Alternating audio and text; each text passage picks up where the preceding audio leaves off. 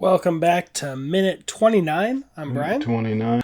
I am Wolf. And this is X Minutes, the podcast that takes the longest running superhero franchise to date and breaks it down one mutating minute at a time. This is the 29th minute of the first X-Men. And Wolf, what happened in this exposition? In this expo minute. I don't know. That was a horrible joke. I'm so sorry. So Xavier is still explaining through narration to Logan what's going on, but we're still in the classroom setting, and we see Johnny, or Pyro, he makes this fireball behind him with his lighter, and then Bobby, Iceman, freezes the fire as a prank, and Johnny drops it and it shatters on the floor. This never really made any sense to me, because it doesn't. I mean, I don't know how you could freeze fire, but it is pretty cool. Yeah. You're right. Maybe, is he like Frozone where he needs moisture so he can add moisture to that, and also I'm not sure. Freezing the gas? That would be, let's see here. But also, like, how does Pyro's powers work? Because, of course, he needs fire to start it, but then he clearly grew it. Yeah, maybe it's like he's got like he creates some natural gas or something from. Yeah, because it's not, his powers aren't a flamethrower. If the gas stops, his powers don't go away. He can control the fire once he's got it and make it bigger. Man, I never thought about that. I just thought, he froze it. Like, what was it in X2 when like that huge explosion, like when the cops come to Billy's parents' house or whatever, he like manipulates the fire too. Like, I think he shields them from that explosion. I think, if I'm not mistaken. So maybe he just, Annie explains to Magneto, he's like, I can't create it. I can just control it. So maybe maybe he controls fire the way Magneto controls metal. So I don't know. It's pretty interesting, but it is kind of cool that Bobby, like I said Billy before, but it's kind of cool that Bobby freezes the flame. They get in trouble for it a little bit from Storm. And right after that, at around, 24, Bobby introduces himself to Rogue. Clearly setting it up that they're going to be, love interests. And he creates I didn't know this when I saw it back in the day, but it's an ice rose. He like puts his hand on her desk and creates this rose out of ice, which is pretty cool. Yeah, what did you think it was back in the day? I just thought it was like a formless ice ball because honestly, when you think about it, even if it was just a formless ice ball, that's still pretty cool. You can put this in your Scotch glass. Yeah, any chick would be like, "Oh, that's pretty badass," but it was in fact a rose, which is. How old were you when you saw this movie? You said what grade? I was 11 years old, I think. 11 or 12. So. Man, what us 11-year-olds thought could impress. Yeah, right? It's like she has to be impressed by an ice ball. Exactly. Let alone an ice rose. But he's like, I don't know, you can tell like... But it's funny. So seeing this film and seeing the actor that plays Bobby, I don't know if it was him or his twin brother, but they're both actors, I believe. He was in Animorphs. So that's what I was like thinking the entire time seeing this actor. Oh! And I thought Animorphs was real because it was set up like found footage kind of. And so I was like... Because it was set up like what? Like found footage kind of like... Because like in the beginning of the show, they would always like speak directly into the camera. And, nice. I know I watched it like once. I remember I read the books a bunch more. And I would flip through the pages and watch the Animorph change in the corner of the page. That's really cool. But I don't remember which episode or whatever of it was a TV show? Yeah, it was a TV show on like Nickelodeon or ever. Like, it was pretty... I didn't see a lot of that. I rewatched it. It's on YouTube now. I rewatched it and I was like, wow, I can't believe I thought this was real life. But children turning into dogs and things. But I've said it on one of these episodes on one of these podcasts, but that was like me going back to Beast Wars. I was obsessed with Beast Wars. This is not as good as Pokemon was. Yeah.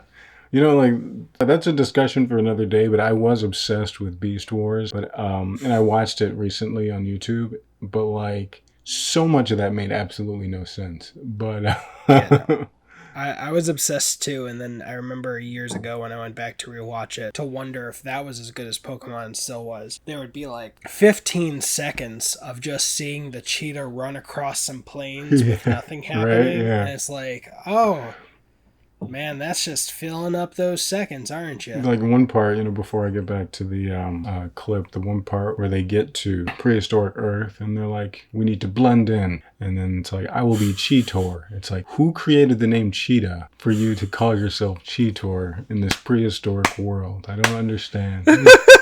Rat trap. Where did the word rat come from? How do you know that's a rat? Why don't you come over? How do you know that's rat? Yeah. And how, when people find your metal skeletons and it says Rator on it, well, they'd be like, he did look like a rat. It's like, he looked like a rat. Wow. It's like... Optimus Primus or whatever it was. Yeah. Optimus Primal, maybe? Yeah, he was like the gorilla. Gorilla. God. But, their battles, I guess the Earth was filled with that fuel. So that was their whole... That was the MacGuffin. But anyway... Man, there's so much that I've forgotten about that show. It's ridiculous. You're like... But, so at 48 seconds is when Professor X is talking to Logan about, not the school, but the superhero part of the whole organization. And right before that, I laughed when he said, welcome to Mutant High, because I thought, isn't it Sky High? Yeah, right. But one detail that I never noticed was that the license plate, and I'm sure the numbers 997156 have something to do with the comics, but the license plate is a handicap license plate. Oh, wow. So that is Xavier's car, that fancy, I don't know what type of car that is. That's really cool. But it definitely looks more expensive than anything I've ever bought. Yeah. Oh, yeah. It's handicapped. I don't know what kind of car that is. It looks like some type of James Bond 1960s Porsche or something like that. But let's see. What was I going to say about... We're at 47, and I'm going to correct myself from what I said before. You said the lower levels is where the laboratory and all the superhero shit takes place. So I thought he was going down into the school. I thought it was the upper level, but yeah. Oh, really? Oh, okay. I didn't even catch you saying that. I thought... Yeah, because when he got in the elevator, I thought he was going down, but he was actually going up. But I guess it really doesn't make a difference.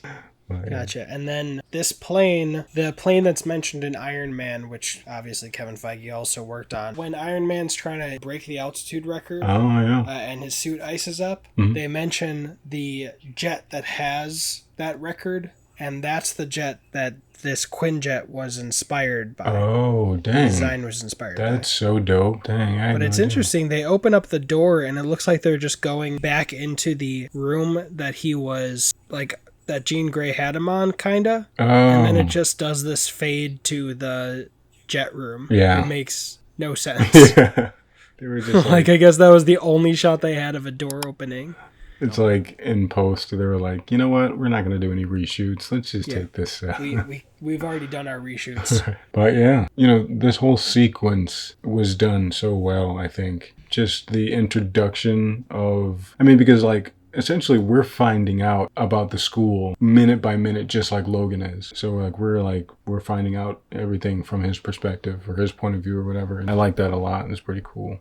Yeah. Like they didn't just... He's the Harry Potter. Yeah. So like they didn't just throw everyone into... because kids or fans back in the day would have, like, if they would have just been like, we're the X-Men already, fans would have been like, oh, great. But I think for the not superhero fan, they had to ease them into it. So I forgot to mention when he says a Magneto is a very powerful mutant that he's been keeping tabs on, he could have said, and I've been keeping tabs on him since the 60s. Oh, we were besties, and I saved his life. Since we were besties and I saved his life, and then he said this and that, just like super specific things. Like, and then he put that coin through that guy's head, and then... oh, gosh. And when we see the jet, I wonder if they were actually in the room with a jet, because it's a pretty good wide shot with Logan and Xavier, but I wouldn't be surprised if it was all CGI. Yeah. We do see that little opening at the top. Yeah, that is pretty circular teeth, although at around 54 seconds, do you think that jet is too big to just rise up out of that circle? Or is it just the camera angle? I think that, like, I don't know. I think whoever digitally created that, I mean, it doesn't look like it could just rise out. It looks like it would probably, like, the tip would just, snag a little bit. They'd have to, like, raise the the back out first. It's like back thrusters, back thrusters. It's like it really wasn't well planned. But I mean, it might just be like a terrible angle because we can't see the rest of the circle from this angle. Yeah, and then just jumping back to the 30th second when he asked what's going to happen to her, and Xavier says, well, that's up to her. Rejoin the world as an educated young woman or stay on to teach others to become what the children have affectionately called X-Men. So it's interesting. In the school, you have the choice of leave the school, find a profession, or stay on, teach, and occasionally risk your life. Yeah. Kick the crap out of people, Yeah, I wonder what the ratio is of like people who like go to the school and get a great education and then go on and try to blend in with regular society compared to those who stick around and do whatever. It must be like 1% of 1% because the only new teacher I ever saw was Logan. Yeah, right. This trilogy. And even when Xavier dies in the third one, just the new headmistress is Storm. Yeah, right. They don't like get someone to replace her. That'd be funny. Like they're role. like they're on LinkedIn trying to find someone. It's like, what is your experience with mutants? None. Especially as time goes on, but like, the school got raided when I was like 7. Yeah, right. And I got darted. So it's like, I don't know. Is that a higher risk out there or just staying here? It's like I saw Professor Logan stab someone in the chest with his with his club. I mean, don't get me wrong. They had a gun pointed at my face. So, if I had to choose one or the other, I'd rather have that. But also, I saw a man get stabbed in the chest. It's like, it was really traumatic. They should have, they probably have, on-campus psychiatrists, too. Or maybe that's just Professor X. He's just a psychiatrist. Oh, yeah. I'm just going to go into your mind and make you feel differently about it. All right. That's been minute 29. Yep. I am Wolf. I am Legend. And we are the best at what we do. And what we do is not very fast, and that's the last time I'm going to make that I am Legend.